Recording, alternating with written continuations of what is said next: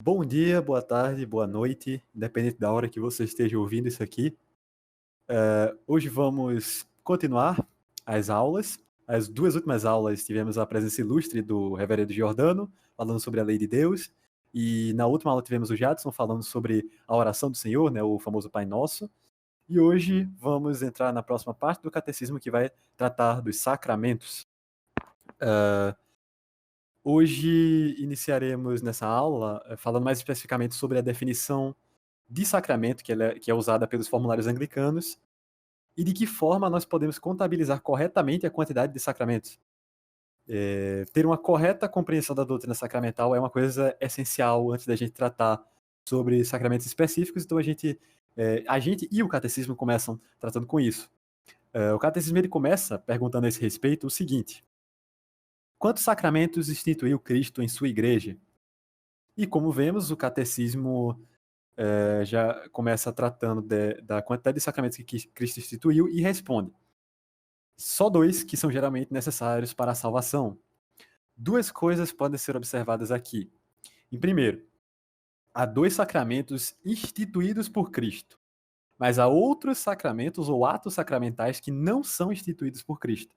E em segundo, esses 2 não são os únicos sacramentos, mas são os que são geralmente necessários, isso é, suficientes para a salvação, como o próprio catecismo diz. Só 2 que são geralmente necessários para a salvação.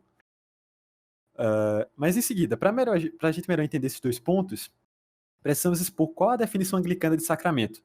E a gente vai começar pela definição do catecismo, que é a mais evidente. O catecismo, na pergunta seguinte a essa, ele diz o seguinte: que quer dizer com essa palavra sacramento? E a resposta diz: quero dizer um sinal externo e visível de uma graça interna e espiritual que se nos concede instituído pelo próprio Cristo.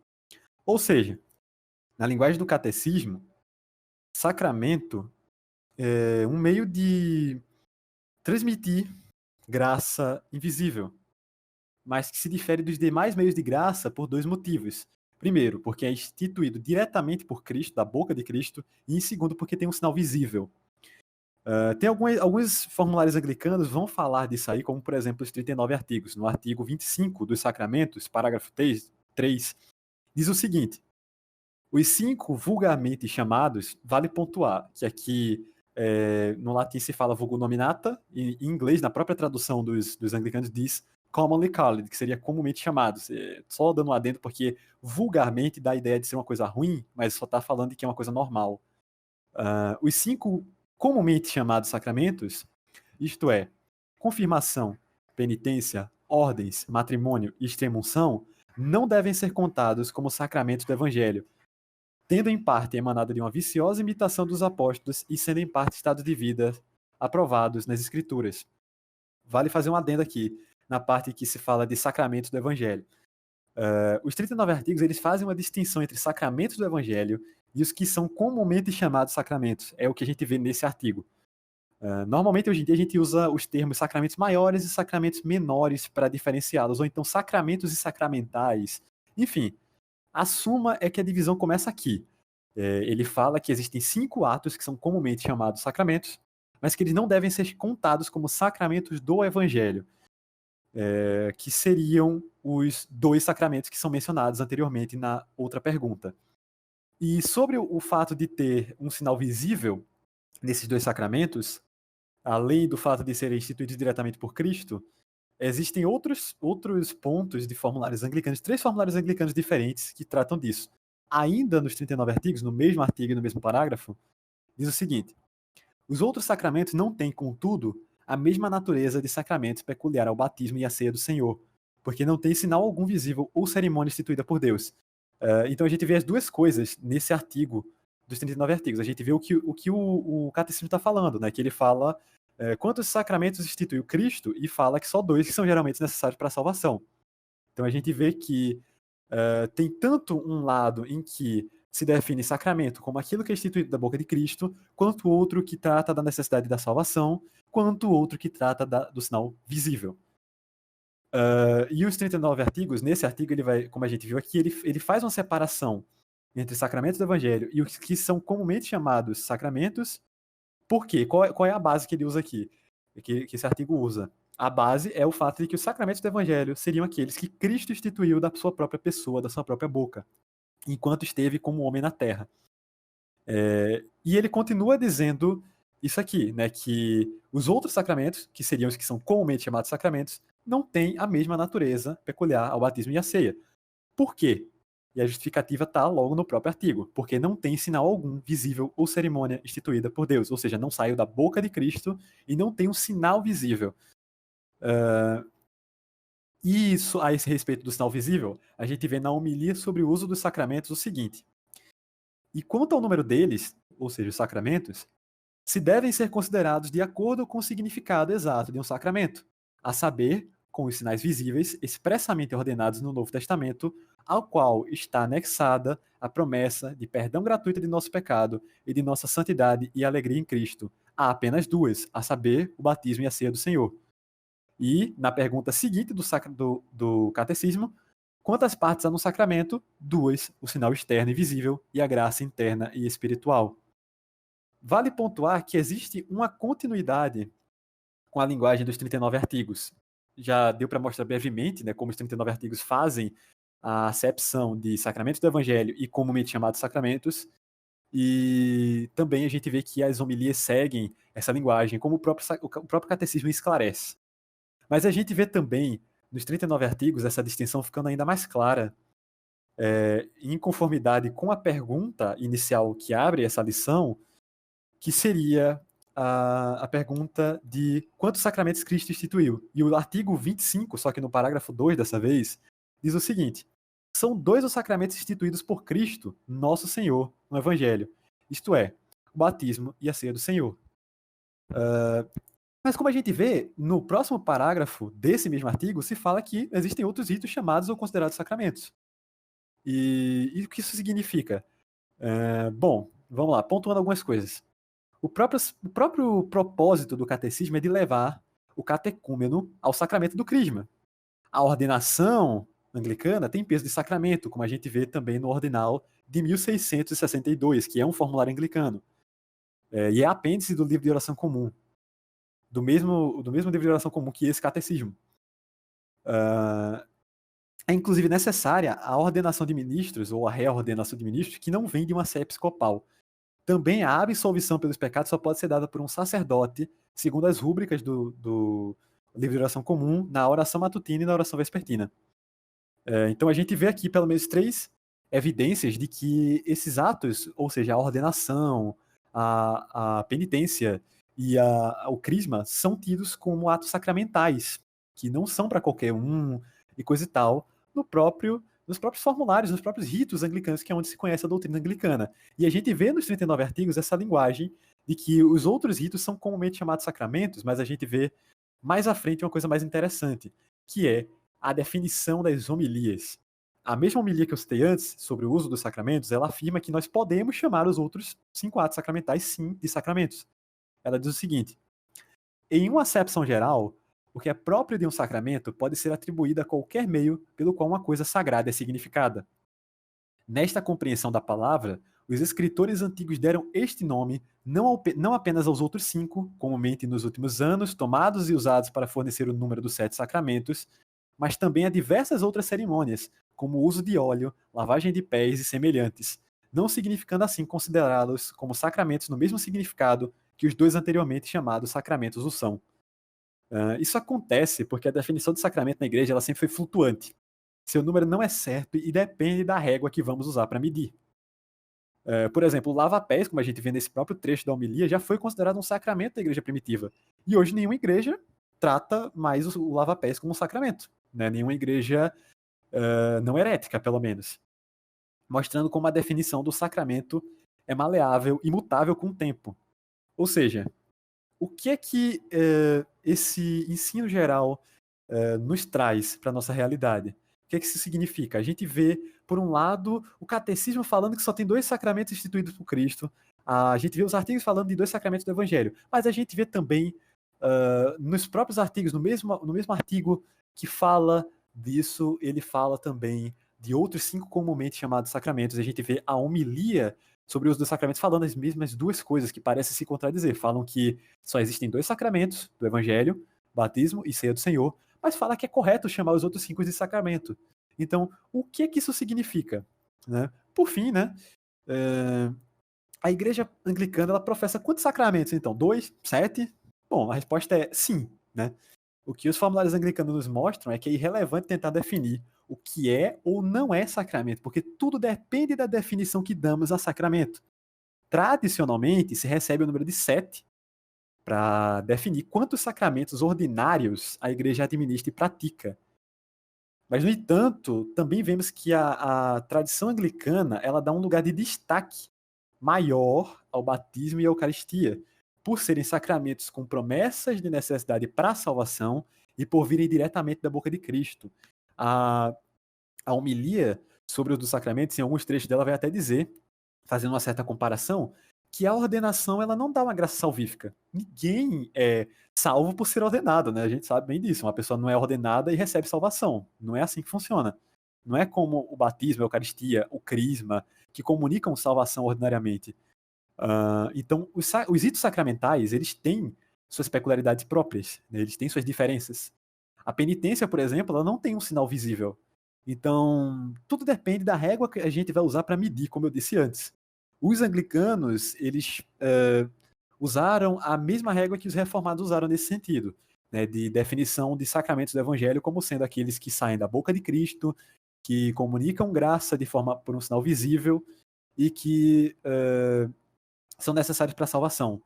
Porém, a teologia anglicana, bebendo muito da tradição histórica, ela não nega também o caráter de sacramento aos outros atos sacramentais. Pelo contrário, ela é bem ecumênica nesse sentido e fala que a gente pode tanto ordinariamente chamar esses outros ritos de sacramentos, embora não sejam, né, tão necessários para a salvação e diretamente da boca de Cristo como é o batismo e a Eucaristia, mas a gente pode chamar esses outros atos de sacramentos.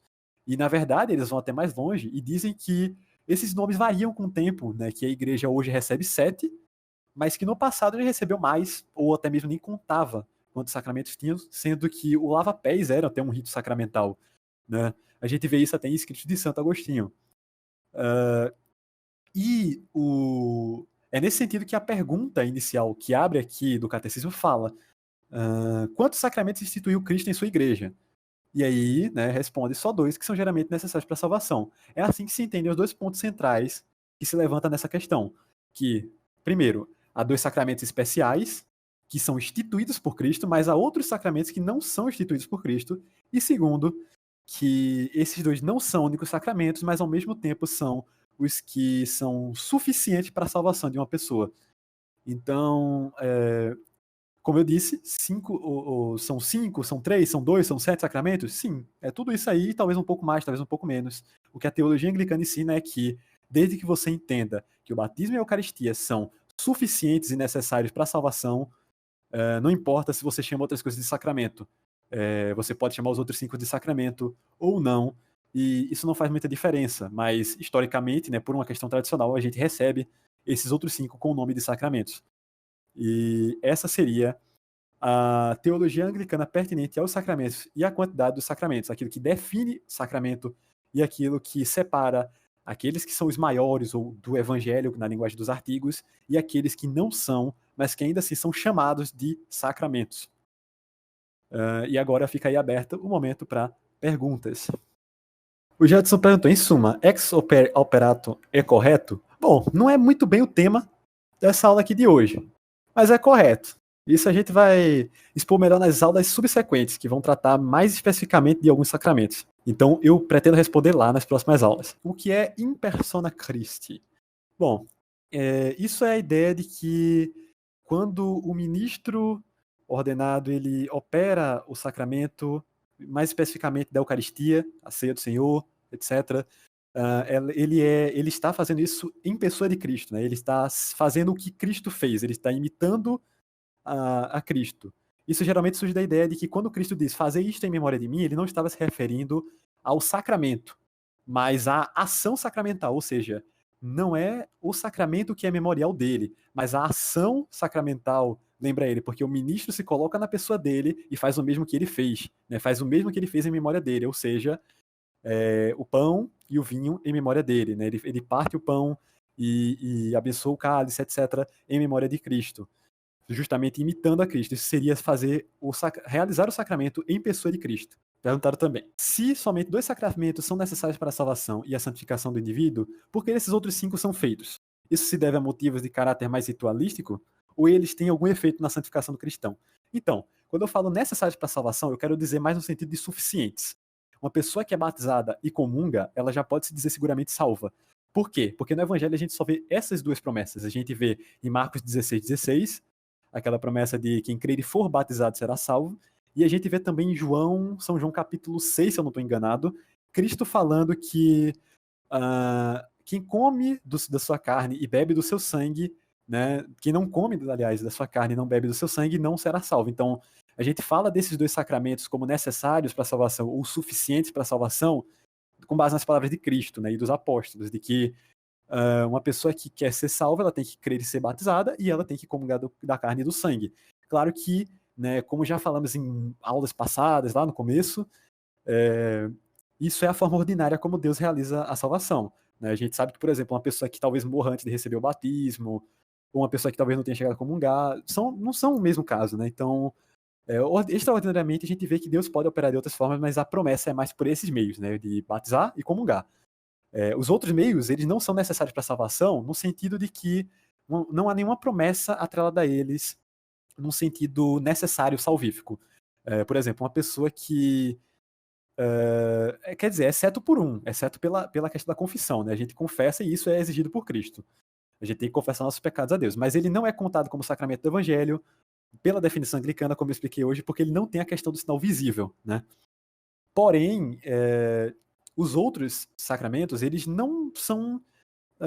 Não é que eles não comunicam salvação, a crisma comunica salvação, o matrimônio, a gente sabe que um comunica salvação, o outro, por meio tanto da ascese em comum, quanto da vida em casal, figurando a Igreja de Cristo como verdadeiramente um sinal praticamente pode dizer visível. Mas, por exemplo, a ordenação não é exatamente não confere exatamente salvação. A pessoa não é salva porque é ordenada, né? A extrema-unção, ela concede uma certa salvação, né, no sentido de que salvação também é cura. Mas, enfim, não são no mesmo sentido e não são tão intrinsecamente ligados a uma promessa quanto são o batismo e a Eucaristia, e também a confissão. Mas a confissão não é visível, não tem um sinal visível, então ela não acaba contando como sacramento nessa definição. Mas, num sentido geral, sim, né, como eu expliquei. Então, sim, todos eles têm um efeito de santificação na vida do cristão. Eles não são inúteis, eles não são desprezíveis, desprezáveis ou mesmo dispensáveis, né? Eles devem ser buscados. Não todos, até porque a pessoa não é obrigada a usufruir de todos. Por exemplo, tem gente que não é ordenada, tem gente que não casa, entende? Então, tem gente que não fica doente, não precisa receber unção dos enfermos. Então, entende? É nesse sentido que se fala que eles não são necessários para a salvação.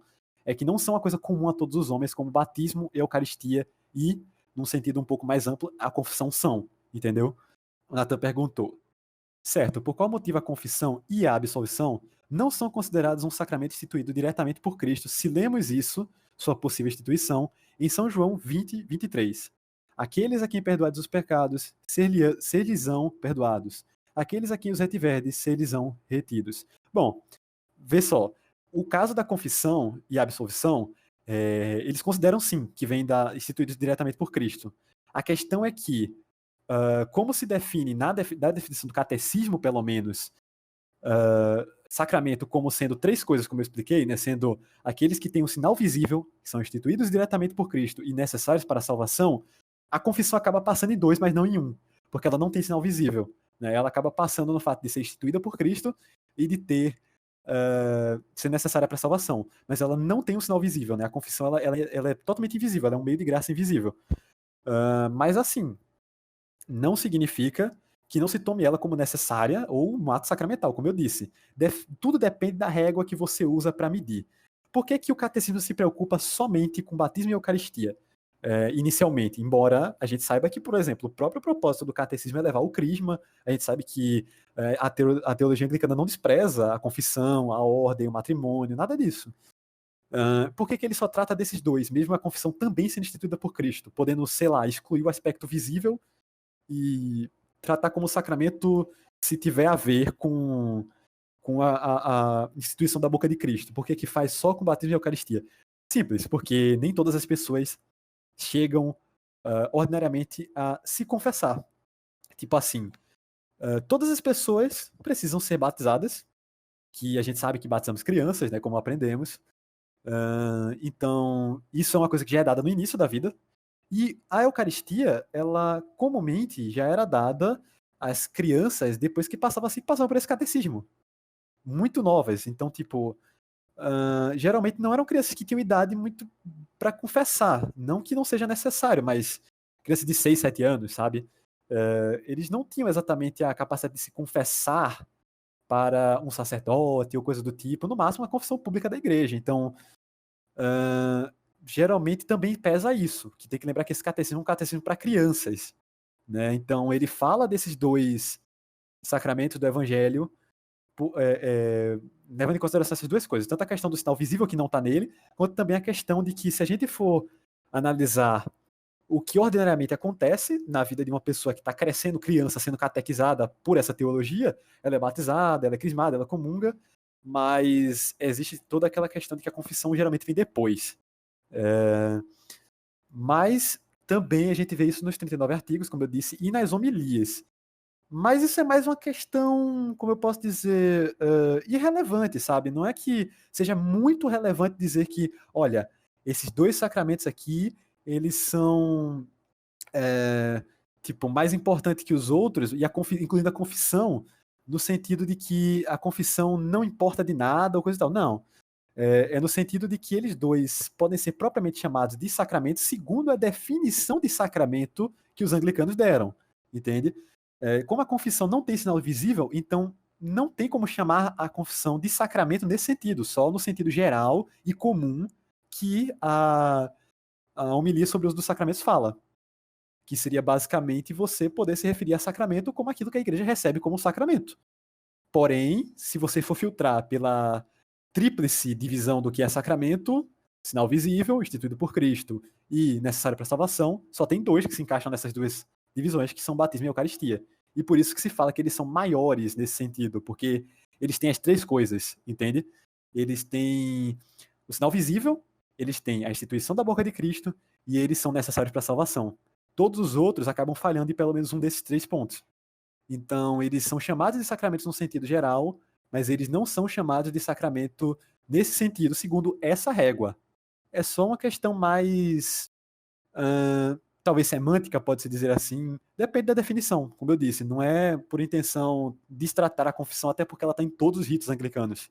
Semana que vem, vamos continuar nessa exposição dos sacramentos, na próxima aula, só que dessa vez tratando mais especificamente do sacramento do batismo.